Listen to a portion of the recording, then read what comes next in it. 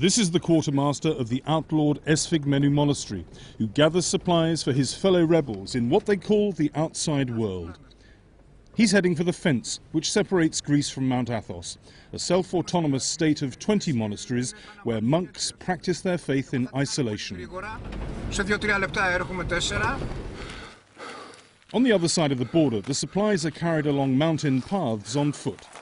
The most important supplies are medicines for Esfigmennu's infirmary. Take your machine, come. Since the state of siege began 5 years ago, about 20 monks have died without receiving proper medical treatment. That, claim their supporters, is inhumane. The monks supplement their frugal vegetarian diet with eggs smuggled across the frontier.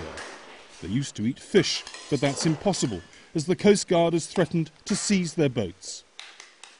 Of course I feel persecuted and isolated. I cannot even fish in front of my monastery. I'm here 20 years in this monastery. I spent all my life in this monastery. And I cannot even fish in front of my monastery. Can you imagine that?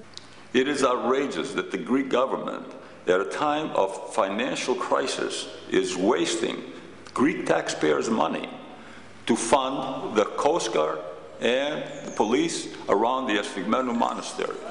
All the fathers want to do is simply to pray.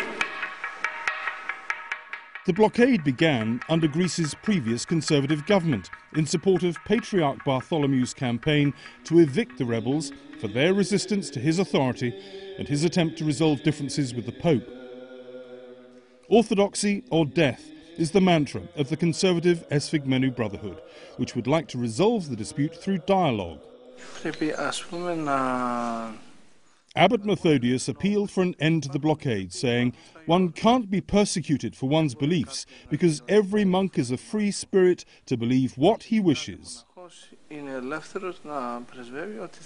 In September, theologians representing the Catholic and Orthodox churches said they had made excellent progress in trying to resolve the Great Schism of 1054, nearly 1,000 years ago, when the churches split between the Catholics in the west and the Orthodox in the east. And so pressure on the Esfigmennu rebels is bound to increase. We repeatedly asked the government to respond to the persecution allegations, but senior officials did not reply. Malcolm Brabant, BBC News, Mount Athos.